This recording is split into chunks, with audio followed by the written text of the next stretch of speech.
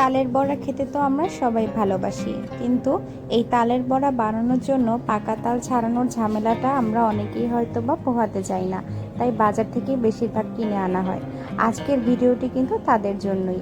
আজকের ভিডিওটি দেখলে ইনশাল্লাহ আপনাদের পাকা তাল ছাড়াতে আর সমস্যা হবে না। বাজার থেকে আমি এরকম একটা তাল কিনে নিয়ে এসেছি। তালটাকে প্রথমেই আমি এই তালের উপরের মাথার দিকের খোসাটাকে ছাড়িয়ে নিচ্ছি। তারপরে আস্তে আস্তে এর চারপাশ থেকে খোসাগুলো এইভাবে খুলে নিতে হবে। খোসার মাথাটা ধরে টান দিলেই দেখবেন খুলে আসছে।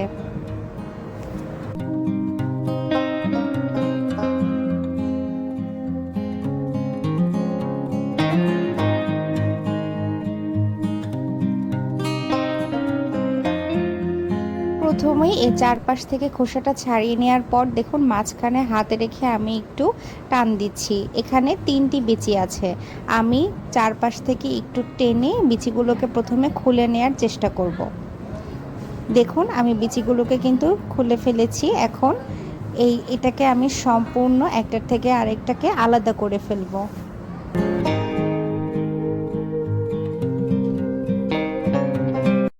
এর গায়ে যে আঁশগুলো লেগে আছে সেগুলোকে কিন্তু এভাবে করে খুলে নিতে হবে, কোনো আঁশ রাখা যাবে না। আমি সবগুলো বিচি থেকে এভাবে করে আঁশগুলোকে খুব ভালোভাবে খুলে নিচ্ছি।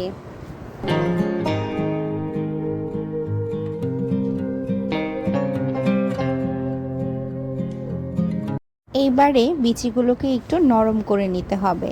একটা বিচির উপরে আরেকটা বিচিকে রেখে দিলে এইভাবে বিচির চারিপাশে যেই মণ্ডটা আছে সেটা কিন্তু একটু নরম হবে, আর যে সূক্ষ্ম সূক্ষ্ম আঁশগুলো এর গায়ে লেগে আছে সেগুলো কিন্তু তখন সহজেই বের করে ফেলা যাবে।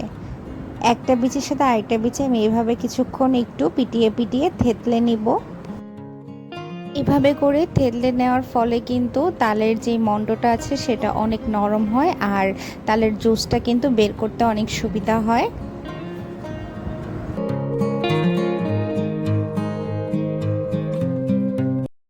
এটা আসলে কোনো বাধা ধরার সময় নেই যে এতক্ষণ ধরে আপনাকে বিচিগুলোকে থেতলে নিতে হবে।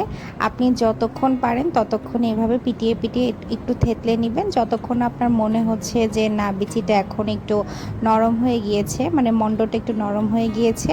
দেখুন আমি অনেকক্ষণ প্রায় পিটিয়ে নিয়েছি এবং আমার মনে হচ্ছে যে আমি মানে বিচিগুলোর যে মণ্ডটা আছে সেটা অনেকটাই নরম হয়ে গিয়েছে। এই পর্যায়ে আমি একটি বড় হাঁড়ি নিয়েছি। আপনারা চেষ্টা করবেন আমার মতো এরকম একটু বড় সাইজের হাঁড়ি ব্যবহার করতে, কারণ ছোট সাইজের হাঁড়ি নিলে দেখা যাবে কি পানিটা বাইরে থেকে ছিটকে ছিটকে পড়ে যাচ্ছে, কারণ তালের বিচিটা যেহেতু অনেক বড়। তো আমি এখানে বড় একটি হাঁড়িতে একটু পরিমাণে মানে সামান্য পরিমাণে পানি নিয়ে তারপর যেই নরম করে নেয়া তালের বিচিটা সেটাকে একটু চটকে চটকে এই জুসটা বের করে নিচ্ছি।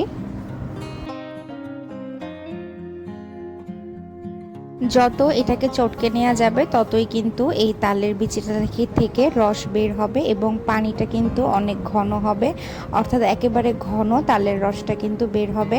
আমি তালের বিচিটাকে অনেকক্ষণ ধরে চটকে নিয়েছি। এখন বিচিটাকে আমি উঠিয়ে এর মানে গায়ে যে রসটা লেগে আছে সেটাকে একটু ছেঁকে ফেলে দিলাম। এই বিচিটাকে আমি এখন একটা সাইডে রেখে দিচ্ছি, কারণ প্রথম বিচিটা থেকে কিন্তু অনেকটুকু রস বের করে নেওয়া হয়ে গিয়েছে। এখন আমি বাকি দুইটা বিচি এই বড় হাঁড়িটার মধ্যে দিয়ে দিলাম। এখন দুইটা বিচি আমি সেম আগের মতো ভাবে চটকে নিব এবং রসটাকে বের করে নিব। অনেকেই হয়তো আমাকে প্রশ্ন করে থাকতে পারেন যে আপু বিচিগুলোকে কতক্ষণ ধরে এভাবে চটকে নিতে হবে। এটার আসলে কোনো ঘড়ি বাঁধার সময় নেই, আপনি যতক্ষণ পর্যন্ত এটাকে চটকে নিতে পারবেন ততক্ষণ পর্যন্তই মানে এটা করবেন। এটা আপনি যত চটকাবেন ততই দেখবেন যে পানিটা প্রথমে নিয়েছিলেন সেখানে তালের জুসটা বের হয়ে মানে দুইটা মিলে একসাথে অনেক ঘন একটা জুস তৈরি হয়েছে। তো দেখুন আমি কিন্তু প্রায় অনেকক্ষণ যাবতই মানে প্রায় 5-6 মিনিট যাবতই তালের বিচিটাকে পানির সাথে চটকে নিয়েছিলাম, আর কত ঘন একটা রস তৈরি হয়েছে দেখতেই পাচ্ছেন। এরপরে বাকি তালের জুসটুকুকে এভাবে ছাড়িয়ে নেওয়ার জন্য আমি এখানে এই ধরনের একটা যন্ত্র দিয়ে আর কি এটাকে আমি ছাড়িয়ে নিচ্ছি। আমি যেটা ব্যবহার করছি এটা সবার বাসায় না থাকলেও কিন্তু আমাদের সবার বাসায় মানে ঝাঁঝরি থাকে, তো আপনারা কিন্তু ঝাঁঝরি দিয়েও এইভাবে আর কি ঘষে ঘষে তালের জুসটাকে বের করে নিতে পারেন তালের বিচির গা থেকে। এভাবে করে ঘষে নিলে আর কি তালের বিচির গায়ে যে সমস্ত মন্ড আর কি জুসটা আছে সেটা কিন্তু একদমই মানে ছাড়িয়ে নেওয়া যায় খুব সহজে। এভাবে করে কিন্তু আমি 3টা বিচি থেকেই তালের জুসটাকে ছাড়িয়ে নেব। 3টা বিচি থেকেই কিন্তু তালের জুসটাকে বের করে নেয়ার পরে দেখুন এটা কতটা ঘন হয়েছে। আমি এখন একটু হাত দিয়ে এটার ভেতরে যে আঁশগুলো আছে সেগুলোকে এবারে আমি ঘন তালের জুসটাকে অন্য আরেকটি হাঁড়িতে ঢেলে দিলাম এবং এই বড় হাঁড়িতে কিন্তু আমি আবারও তালের বিচিগুলোকে রেখেছি এবং ওই একই প্রসেসে কিন্তু আবারও এখান থেকে জুসটাকে বের করে নিতে হবে।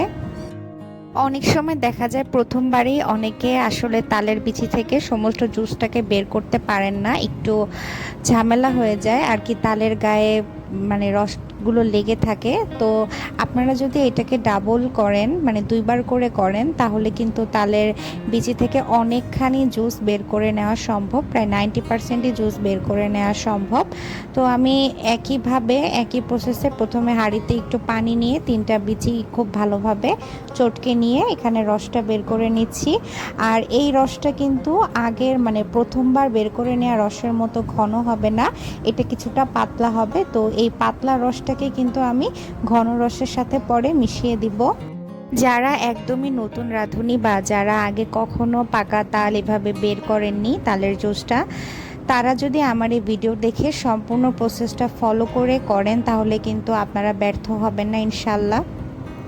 আর এই ভিডিওটি আপনাদের ভালো লেগে থাকলে কিন্তু আমার চ্যানেলটি সাবস্ক্রাইব করে যাবেন এবং অবশ্যই লাইক কমেন্ট করে আমার পাশে থাকবেন এবং পরবর্তীতে আপনারা কোন রেসিপিটি দেখতে চান সেটা কিন্তু আমাকে কমেন্টের মাধ্যমে আপনারা জানাতে পারেন। তো এখানে আমি কিছুক্ষণ পানির সাথে তালের বিচিগুলোকে চটকে নেওয়ার পর অনেকটাই রস বের হয়েছে, অবশ্যই রসটা একটু পাতলা হয়েছে। তো আমি আবারও এই ধরনের একটা মানে যন্ত্রের সাহায্যে এটাকে আবারও হচ্ছে খুব ভালোভাবে এখান থেকে ঘষে ঘষে রসটাকে বের করে নিচ্ছি। সবগুলো বিচি থেকে কিন্তু আমি এভাবে জুসটাকে আলাদা করে নিব।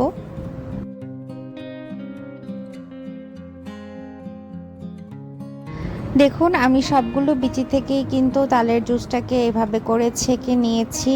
আর এই যে আমার এতখানি জুস বের হয়েছে দ্বিতীয়বার ছেঁকে নেওয়ার পরে, আপনারা চাইলে কিন্তু আরও একবার সেম প্রসেস ফলো করে নিতে পারেন। তো আমি আর করতেছি না। তো এর মধ্যে এখানে যে আঁশগুলোকে আছে সেগুলোকে কিন্তু এভাবে আমি হাতের সাহায্যে তুলে নিয়ে সেটা একটু চিপে এখানে জুসটাকে আমি বের করে নিচ্ছি। এভাবে করে হাতের সাহায্যে কিন্তু আপনি সব আঁশ এখান থেকে ছাড়িয়ে নিতে পারবেন না, এখানে কিন্তু সূক্ষ্ম সূক্ষ্ম অনেক আঁশ থেকে যেতে পারে। এজন্য এখানে আমি এরকম একটা লাল ঝাঁঝরি বল নিয়ে নিয়েছি আর এর উপরে আমি সম্পূর্ণ জুসটাকে এখন দিয়ে এটাকে আমি ছেঁকে নিব। এভাবে করে ছেঁকে নিতে গেলে দেখবেন আপনার হাতে কিন্তু অনেক আঁশই আটকে যাবে, সেগুলোকে আপনি এভাবে করে নিয়ে তুলে ফেলে দিবেন। এই তো আমার ছেঁকে নেওয়া কিন্তু একদমই শেষের দিকে। আর এই যে দেখুন পাতিলে কিন্তু তালের রসটা আমি যে নিয়েছি এখানে কিন্তু আঁশ একেবারে নেই বললেও চলে, হয়তো বা 2-1টা থাকতে পারে। এখন এই জুসটা দিয়ে কিন্তু আপনারা তালের পিঠা বলেন পায়েস বলেন সব কিছুই তৈরি করে খেতে পারবেন। তো আজ এই পর্যন্ত। ভিডিওটি একটু বড় হয়ে যাওয়ার জন্য দুঃখিত। সবাই ভালো থাকবেন, সুস্থ থাকবেন, আমার চ্যানেলের পাশেই থাকবেন। আল্লাহ হাফেজ।